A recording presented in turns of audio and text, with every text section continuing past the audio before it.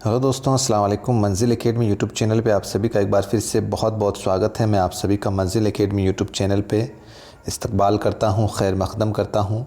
दोस्तों, मंजिल academy YouTube channel आपकी जो मंजिल है, चाहे रीट एग्ज़ाम हो, चाहे सीटेट एग्ज़ाम हो, चाहे किसी भी स्टेट का टेट एग्ज़ाम हो या उर्दू लैंग्वेज को लेकर कोई भी कॉम्पिटिटिव एग्ज़ाम हो, उसकी मंजिल तक पहुँचाने के लिए हम लगातार प्रयासरत हैं।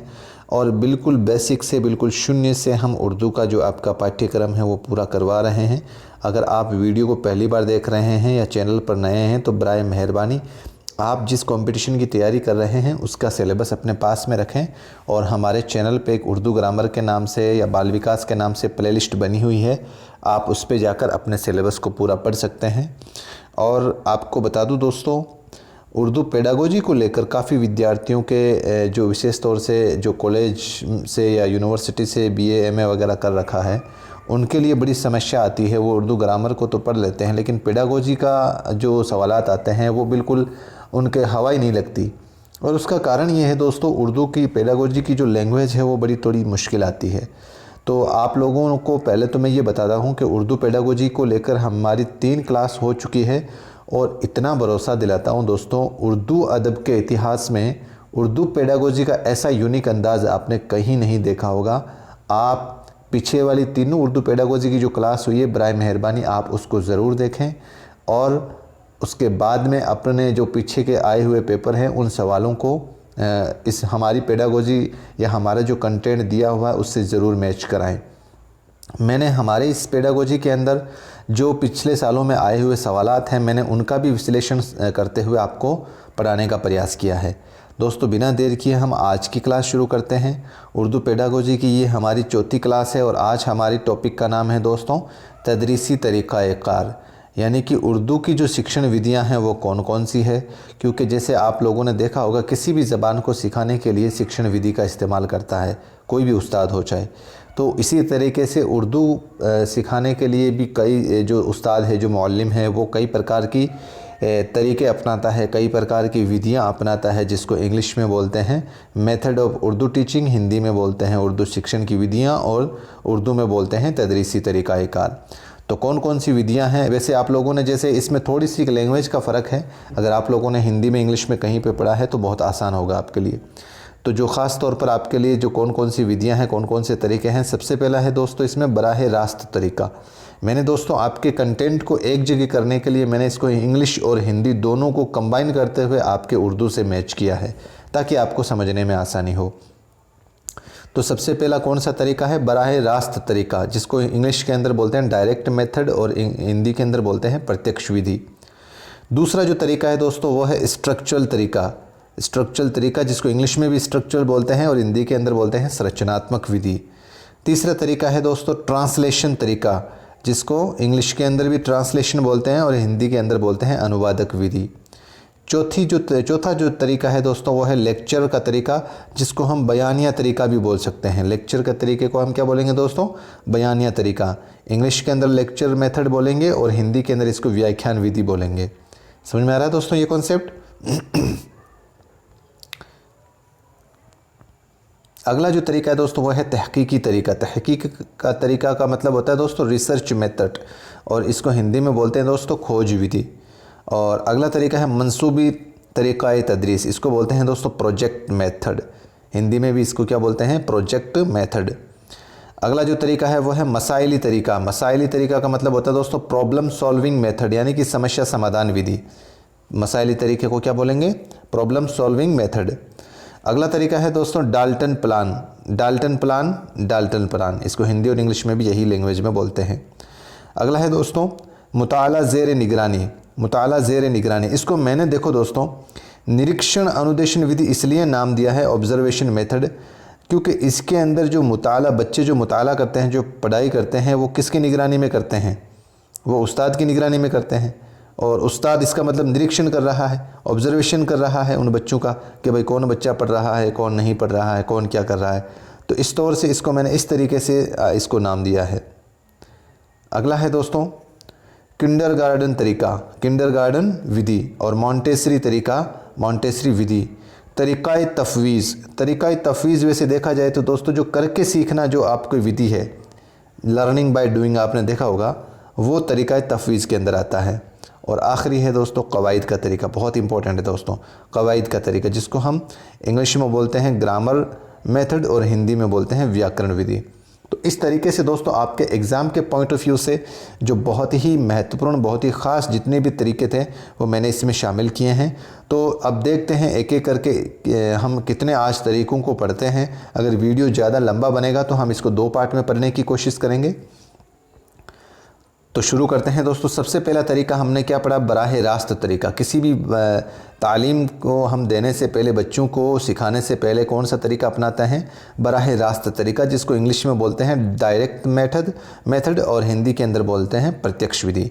अब इस तरीके के अंदर क्या किया जाता है, बड़े ध्यान से समझना है दोस्तों।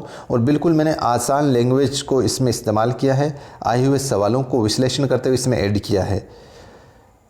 तो किसी ज़बान को पढ़ाने का ये तरीका जो सीधी उसी ज़बान में पढ़ाया जाता है, किसी दूसरी ज़बान की मदद से पढ़ाने में नहीं ली जाती और ना ही किसी दूसरी ज़बान में इसका तर्जुमा करके पढ़ाया जाता है, इसलिए इसे फ़ितरी तरीका भी कहते हैं। बराह रास्त तरीका दोस्तों, इसके अंदर क्या किया जाता है कि जिस लैंग्वेज को बच्चा सुन रहा है, पढ़ रहा है, आज तक बोल रहा है, उसी लैंग्वेज के अंदर उसको पढ़ाया जाएगा, उसको समझाया जाएगा और उसके पढ़ाने में, उसको सिखाने में किसी दूसरी ज़बान की मदद नहीं ली जाएगी। यानी कि बराह रास्त, यानी कि सीधे उसी ज़बान में उस बच्चे को सिखाना, डायरेक्ट उसी लैंग्वेज में उस बच्चे को सिखाया जाता है। तो वो किस तरीके में आएगा दोस्तों, बराह रास्त तरीका। और समझते हैं इसको, यानी इस तरीके में दूसरी ज़बान सिखाने के लिए किसी ज़बान की मदद नहीं ली जाती और आमोज़गार को सीधे ही ज़बान सिखाई जाती है। आमोज़गार का मतलब जो अधिगम करता है, जो सीखने वाला है, उसको सीधे ही ज़बान सिखाई जाती है। जैसे देखो दोस्तों, हमें जैसे एक बच्चे को सिखाना है बुक, तो हम सबसे पहले इंग्लिश में लिखेंगे BOOK बुक, बुक को फिर इस तरीके से हिंदी में लिखेंगे और इसका माना लिखेंगे किताब। तो ये तरीका जो है ये बराह रास्त तरीका नहीं है। ये क्या नहीं है दोस्तों, ये बराह रास्त तरीका नहीं है। क्यों? इसके अंदर देखो इंग्लिश भी वो यूज़ कर रहा है और हिंदी भी यूज़ कर रहा है, तो ये गलत है, बराह रास्त तरीका नहीं है। अगर किसी विद्यार्थी को इस तरीके से सिखाया जाएगा तो जो नाम उस बच्चे को सिखाया जा रहा है, उसकी वस्तु, उसकी चीज़ उसके सामने रख दी जाएगी और सीधा उसी नाम को उसको याद करवाया जाएगा। जैसे उसको मान लो कि एप्पल नाम सिखाना है, उसको क्या सिखाना है, एप्पल नाम सिखाना है, क्योंकि मान लो कि वो बच्चा जो है वो इंग्लिश सीखने वाला है, उसका माहौल इंग्लिश का है, इंग्लिश ही सुनी है, इंग्लिश ही पढ़ी है, तो उसको एप्पल सिखाने के लिए वो क्या करेगा, एप्पल का एक चित्र होगा या एप्पल ही उसके सामने रख देगा, तो सीधा वो जो सीखेगा वो दोस्तों क्या सीखेगा, एप्पल ही सीखेगा। समझ में आ गया दोस्तों? ये तरीका पहली ज़बान यानी कि मादरी ज़बान की आमोज़श के लिए बहुत मुफीद है। पहली ज़बान यानी कि जो प्राइमरी सेक्शन के बच्चे होते हैं, जिसको हम उनकी जो मादरी ज़बान होती है और जो उस्ताद उनकी मादरी ज़बान में अगर सिखाने का प्रयास करता है, सिखाने की कोशिश करता है कोई भी विषय वस्तु को, तो उसके लिए बहुत फ़ायदेमंद होती है। इस तरीके में सीखने वाले को नई ज़बान भी इसी तरह से सिखानी चाहिए जैसे उसने अपनी मादरी ज़बान सीखी है। जैसे आपको कोई भी ज़बान, आप अपने घर के ऊपर इसको लेकर देखो, आपकी जो लैंग्वेज है, जैसे आप हिंदी बोलते हैं, आप उर्दू बोलते हैं, आप मारवाड़ी बोलते हैं, अगर कोई राजस्थान का रहने वाला है तो उसको मारवाड़ी कोई सिखाई थोड़ी जाती है, मारवाड़ी की कोई क्लास थोड़ी लगाई जाती है, वो तो उसकी मादरी ज़बान है, वो ऑटोमेटिकली सीखता जाता है। तो इसी तरीके से इसके अंदर इस बराह रास्त तरीके के अंदर क्या किया जाता है, उसको नई ज़बान भी उसी तरीके से सिखाई जाती है जैसे उसने अपनी मादरी ज़बान सीखी है। समझ में आ गया दोस्तों? इस तरीके में क़वाइद के बिना ही ज़बान सिखाई जाती है। ये भी एक इसकी विशेषता है। इसमें ग्रामर का इस्तेमाल नहीं किया जाता, सीधे ही वो ज़बान सिखा दी जाती है। इस तरीके में सीखने वाली ज़बान को उसी ज़बान में सिखाया जाता है जैसे हिंदी को हिंदी में, अंग्रेज़ी को अंग्रेज़ी में और उर्दू को उर्दू ज़बान में सिखाया जाता है। तो दोस्तों इसके अंदर सवाल जो पुटअप होगा वो इसकी विशेषता को लेकर पुटअप होगा। इसका सवाल जो मैंने ये कंटेंट आपके सामने रखा है, इन 4-5 विशेषताओं में से 3 वो देगा और एक विशेषता किसी दूसरे तरीके की देगा। तो बड़े ध्यान से समझना है हमें इस तरीके को कि यानी कि इसके अंदर कोई भी ज़बान जो सिखाई जाएगी वो उसकी मादरी ज़बान में ही सिखाई जाएगी, किसी दूसरी ज़बान की इसमें मदद नहीं ली जाएगी, यानी कि डायरेक्ट सीधे ही उसको उसी ज़बान में सिखाने की कोशिश की जाती है। इसकी अगर हम देखें तो एक कमी है दोस्तों, कमी वो क्या है देखते हैं हम, मादरी ज़बान की मदद नहीं ली जाती। वैसे बेसिक तौर पर हम देखते हैं, मैंने लाइन लिखी है ना कि भाई मादरी ज़बान की आमोज़श के लिए मुफीद है, यानी कि इसके अंदर मादरी ज़बान का इस्तेमाल नहीं किया जाता है। ये तो मैंने समझाने के लिए लिखा है कि जैसे एक बच्चा जो है वो हम जो शुरुआती जो लैंग्वेज सीखता है, उसके घर वाले जो लैंग्वेज बोलते हैं उसको सीखने के लिए उसके लिए कोई क्लासें थोड़ी लगती है। तो इसलिए इस तरीके में मादरी ज़बान की मदद नहीं ली जाती, उसमें बोलने और सुनने की महारत पर ज़्यादा ज़ोर दिया जाता है। यानी कि इस तरीके में बोलने और सिर्फ सुनने की महारत पर ज़्यादा ज़ोर दिया जाता है। नोट लगा कर लिखें दोस्तों, हिंदुस्तान में इस तरीके का इस्तेमाल जो करने वाले थे वो थे प्रोफेसर पेट्स जो मद्रास चेन्नई के रहने वाले थे, पेट्स। ठीक है दोस्तों, तो ये तरीका था पहला हमारा बराह रास्त तरीका। दूसरा तरीका हम देखते हैं दोस्तों, संरचनात्मक विधि, जिसको उर्दू के अंदर हमें पढ़ना है स्ट्रक्चरल तरीका और इंग्लिश के अंदर स्ट्रक्चरल मेथड। तो क्या है इसको समझते हैं हम। ज़बान का एक मुस्तनद या मंज़म क़वाइद का नमूना या सांचे को स्ट्रक्चर कहते हैं। यानी कि एक सांचा, एक जैसे अपन बोलते हैं ना कि किसी तरीके का एक सांचा बनाया हुआ है तो उसको स्ट्रक्चर कहते हैं। इस तरीके में लफ्ज़ों को इस तरह जमाया या रखा जाता है जिससे उसका माना सही समझ में आ जाए।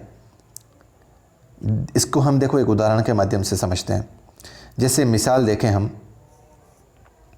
वो बीमार है, और इसी 1 2 3 लफ्ज़ है।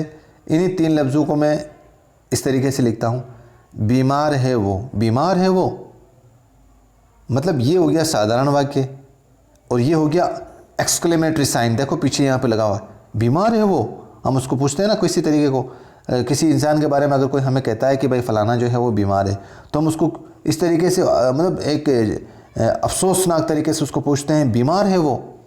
तो जो कहने का मतलब ये है दोस्तों कि इसमें लफ्ज़ों का सही पैटर्न सिखाया जाता है। स्ट्रक्चर का मतलब क्या है दोस्तों, स्ट्रक्चर एक सांचे के अकॉर्डिंग या एक पैटर्न के अकॉर्डिंग बच्चों को लफ्ज़ रखना सिखाया जाता है स्ट्रक्चर के अंदर।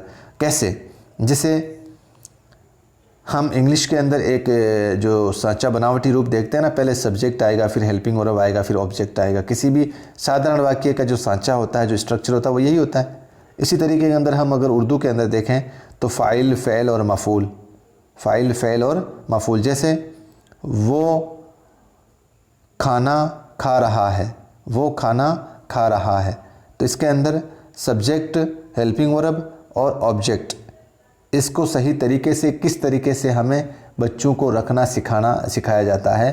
फ़ाइल कहाँ पे आएगा, फ़ेल कहाँ पे आएगा, मफ़ूल कहाँ पे आएगा। तो स्ट्रक्चर का मतलब होता है सही सांचे के अकॉर्डिंग बच्चों को वो लफ्ज़ रखना सिखाना। इस तरीके से मुख्तलिफ़ जुमलों की तरतीब और मुहावरों के इस्तेमाल से ज़बान सिखाई जाती है। यानी कि इसी तरीके में जो मुहावरे हैं उनका इस्तेमाल किया जाता है और तरतीब वार यानी कि सीरियल वाइज रखना सिखाया जाता है। तलबा से ज़्यादा से ज़्यादा अमली काम करवाया जाता है। इसके अंदर ज़्यादा से ज़्यादा अभ्यास, अमली का मतलब अभ्यास करवाया जाता है, अमली काम करवाया जाता है और उनमें सीखने की जुस्तजू बढ़ती है। जैसे दोस्तों मिसाल देखें हम, तुमने कल एक ख़त लिखा, एक वाक्य लिखा यहाँ पर आपने। अब यहाँ पर देखो, उस बच्चे को अगर हमें स्ट्रक्चरल तरीके से इसको सेट करना है तो हम क्या करेंगे, ख़त की जगह दूसरा वर्ड दे देंगे उसको। यहाँ पर पहले ये लफ्ज़ उसको सेट करना सिखाएंगे कि भाई इस तरीके से रखो।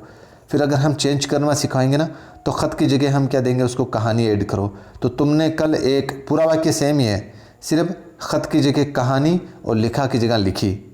तुमने कल एक कहानी लिखी और अब यहाँ पर उसने तुम की जगह हम लिख दिया और कहानी की जगह मजमून लिख दिया। यानी कि इस तरीके से हम अगर बच्चों को स्ट्रक्चर बनाना सिखा रहे हैं तो वो किस तरीके में आएगा दोस्तों, स्ट्रक्चरल तरीके में। अगला है दोस्तों ट्रांसलेशन तरीका। अगला क्या है दोस्तों, ट्रांसलेशन तरीका, जिसको अपन ट्रांसलेशन मेथड या अनुवादक विधि बोलते हैं। इस तरीके में एक ज़बान को दूसरी ज़बान के ज़रिए सिखाया जाता है। ये एक बहुत ही कदीम तरीका, बहुत पुराना तरीका है और जाहिर सी बात है हमें जो आज जो हिंदी मीडियम वाले विद्यार्थी हैं, इसका अगर सबसे बड़ा एग्जाम्पल अगर हम देखें तो हिंदी मीडियम के जो विद्यार्थी हैं, जो स्टूडेंट हैं, उनको जो इंग्लिश सब्जेक्ट है वो इस ट्रांसलेशन तरीके से सिखाया जाता है। यानी कि इंग्लिश को आपने देखा होगा हिंदी में मीनिंग करके आप सब लोगों ने पढ़ा होगा, इस तरीके से सिखाया जाता है। उस्ताद हर जुमले को पढ़ता है और मादरी ज़बान में तर्जुमा करता है और एक एक लफ्ज़ का, यानी कि उस्ताद अगर इस ट्रांसलेशन तरीके में कोई भी विषय वस्तु पढ़ा रहा है तो वो अपनी मादरी ज़बान में एक एक लफ्ज़ का तर्जुमा करता है। इस तरीके से फ़ायदा यह है कि तलबा दूसरी ज़बान भी सीख लेते हैं और जुमले और अल्फाज की तशरीह की जाती है। तशरीह का मतलब व्याख्या की जाती है और मुश्किल अल्फाज और मुहावरों का मतलब भी बताए जाते हैं इसमें। यानी अगर हम अंग्रेज़ी सीखनी है, हमें अंग्रेज़ी सीखनी है तो इसको उर्दू ज़बान से सहारा लेकर सीख सकते हैं। समझ में आ गया दोस्तों? इसमें कमी, इस तरीके की कमी क्या है, ज़बान में बातचीत करने की सलाहियत पैदा नहीं होती इससे। इस तरीके से ज़बान में बातचीत करने की सलाहियत पैदा नहीं होती है और मुतरादिफ अल्फाज नहीं मिलने पर तर्जुमा करना दुश्वार हो जाता है। ये तो जाहिर सी बात है दोस्तों। कई जैसे मान लो कि कुछ उस्ताद ऐसे होते हैं जिनके पास शब्द भंडार कम होते हैं और अगर उनको जिस लफ्ज़ को वो पढ़ाना चाहते हैं, समझाना चाहते हैं, मान लो कि कुछ लफ्ज़ ऐसे होते हैं जिनके मुतरादिफ नहीं मिलते हैं, तो इसकी ये एक कमी है। अब समझते हैं दोस्तों व्याख्यान विधि, जिसको अपन उर्दू में लेक्चर या बयानिया तरीका कहते हैं। इस तरीके में मुदर्रिस बोलकर या पढ़कर तदरीस कराता है और इसकी किस्में मंदरजा झैल हैं। अब देखो बयान करना या बयान करना, ये जिसको अपन लेक्चर देकर कहना, या इसके अंदर जो मुदर्रिस होता है वो किसी भी विषय वस्तु को बोलकर या पढ़कर सिखाता है। अब कैसे, जैसे हम देखें सबसे पहले, जैसे मान लो कि बातचीत का तरीका, बातचीत का जो तरीका अपनाता है वो बयानिया तरीके में आएगा या लेक्चर के तरीके में आएगा। यानी कि जो कम्युनिकेशन मेथड है वो किस में आएगा दोस्तों? बयानिया तरीके में। दूसरा सवाल जवाब का तरीका, सवाल जवाब के तरीके में भी दोस्तों क्वेश्चन आंसर मेथड जो है वो भी किस में आएगा? लेक्चर या बयानिया तरीके में। तीसरा है दोस्तों अखबारी या इतलाई तरीका, यानी कि नैरेटिव या डेस्क्रिप्टिव मेथड। अब आपने देखा होगा सुबह सुबह जब प्रार्थना होती है तो उस टाइम जो अखबार पढ़ते हैं, कोई क्लास का विद्यार्थी है या कोई स्टाफ का साथी अगर वहाँ पे पढ़ा रहा है तो वो सब किस में आ रहा है? बयान करके ही। तो भाई प्रार्थना के सामने अगर वो खड़ा होकर बोल रहा है, ज़ोर से पढ़ रहा है, तो बयानिया तरीके में ही तो आएगा दोस्तों। ये तरीका वक्त को लेकर बहुत कारगर है, वक्त को लेकर बहुत कारगर है और इस तरीके में सिर्फ मुदर्रिस का काम बोलना या पढ़ना होता है और तलबा का काम सिर्फ समई होता है। कई बार सवाल पूछा गया ये दोस्तों इससे कि भाई किस तरीके में तलबा का काम सिर्फ समई होता है, समय का मतलब सुनना होता है, या किस तरीके में मुदर्रिस का काम बोलना होता है या बोलकर या पढ़ना होता है। यानी उस्ताद का जहन काम करता है और तलबा महज इनफ़ाली हैसियत से हिस्सा लेते हैं, यानी कि सुनने की हैसियत से इस तरीके में हिस्सा लेते हैं। इस तरीके में उस्ताद को मवाद तालीम पर अच्छी तरह से उबूर हासिल होना बहुत ज़रूरी है। कहने का मतलब दोस्तों जो विषय वस्तु या जो टॉपिक वो टीचर उस्ताद पढ़ा रहा है उस पर उसकी पकड़ जो है वो बहुत मजबूत होनी ज़रूरी है। छोटे बच्चों के लिए ये तरीका फ़ायदेमंद नहीं है क्योंकि वो महज इनफ़ाली हैसियत से ज़्यादा देर तक किसी बात को तवज्जो के साथ नहीं सुन सकते। आपने देखा होगा दोस्तों व्याख्यान कौशल जो होता है, बयानिया जो तरीका होता है, वो छोटे बच्चों के लिए इसलिए कारगर नहीं है। छोटे बच्चे लगातार इतनी देर तक चुपचाप बिल्कुल शांति के साथ बिल्कुल साइलेंट मोड में किसी भी लेक्चर को ज़्यादा समय तक नहीं सुन सकते। आप अगर प्रैक्टिकल देखना चाहो तो छोटे बच्चों को देख लेना, ज़्यादा से ज़्यादा मैक्सिमम अगर वो एक जगह बैठेगा तो 10 मिनट या 15 मिनट मैक्सिमम बैठ सकता है, वो फिर उसको कुछ ना कुछ करने की सूझेगी। तो ये तरीका छोटे बच्चों के लिए कारगर नहीं है। और दूसरा सबसे आसान और कम खर्चीला तरीका है ये, किसी भी विषय वस्तु को पढ़ाने में सबसे आसान और कम खर्चीला तरीका कौन सा है दोस्तों? बयानिया तरीका या लेक्चर का तरीका। अब 2010 में जैसे इसमें से सवाल इस तरीके से पुटअप किया था, तदरीस की शुरुआत करनी चाहिए। किसी भी विषय वस्तु को अगर आपको क्लास में शुरू करना है, सिखाना है, तो सबसे पहले आपको क्या करना चाहिए? बातचीत करके तदरीस की शुरुआत करनी चाहिए। 2017 में फिर ये सवाल आया था इसी में से, वो तरीका जिसमें तलबा की हैसियत महज इनफ़ाली होती है, वो तरीका जिसमें तलबा की हैसियत महज इनफ़ाली होती है, यानी कि सुनने की हैसियत होती है, तो वो कौन सा तरीका है दोस्तों? लेक्चर का तरीका। अगला तरीका पढ़ते हैं दोस्तों तहकीकी तरीका।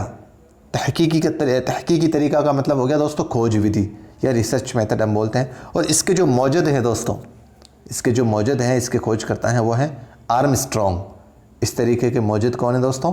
आर्मस्ट्रांग।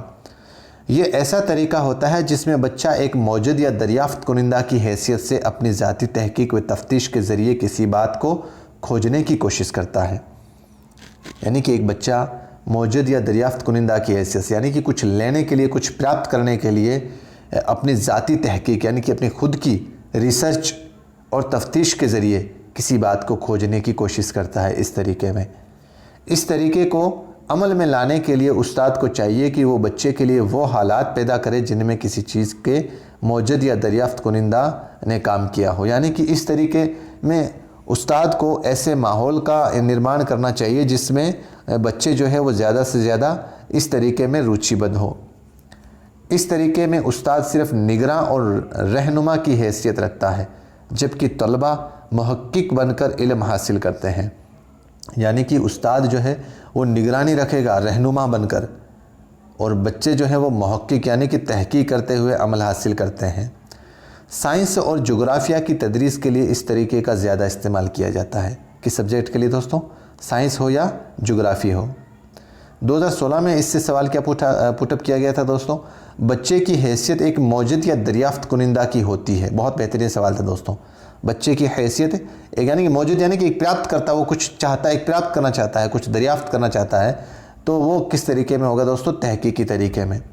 तलबा की जहनियत, ताकत और रुझान और शौक़ को देख कर पढ़ाने का तरीका, वो क्या है? तहकीकी तरीका। यानी कि तलबा की जहनियत, उसकी जो जहन क्या, उसकी आवश्यकता क्या है, उसकी ताकत कितनी है और उसकी रुचि किस में है, और उसके शौक़ को जानकर अगर कोई पढ़ाने का तरीका है तो वो कौन सा है दोस्तों? तहकीकी तरीका है। अगला तरीका देखते हैं दोस्तों, मंसूबी तरीका, जिसको अपन प्रोजेक्ट मेथड या समस्या समाधान विधि कहते हैं। तो प्रोजेक्ट मेथड या मंसूबी तरीके का जो मौजूद है वो कौन है दोस्तों? Henry Kilpatrick. हेनरी किलपैट्रिक सीधा सवाल पूछते हैं दोस्तों, इसका याद रख लेना मौजूद का। इस तरीके में तलबा को पढ़ाए जाने वाले तमाम मज़ामीन को लेकर एक मंसूबा बनाया जाता है, एक प्रोजेक्ट बनाया जाता है, और इस तरीके में तलबा अपनी परेशानियों का हल कुदरती तौर से खोजने की कोशिश करता है, और उस परेशानी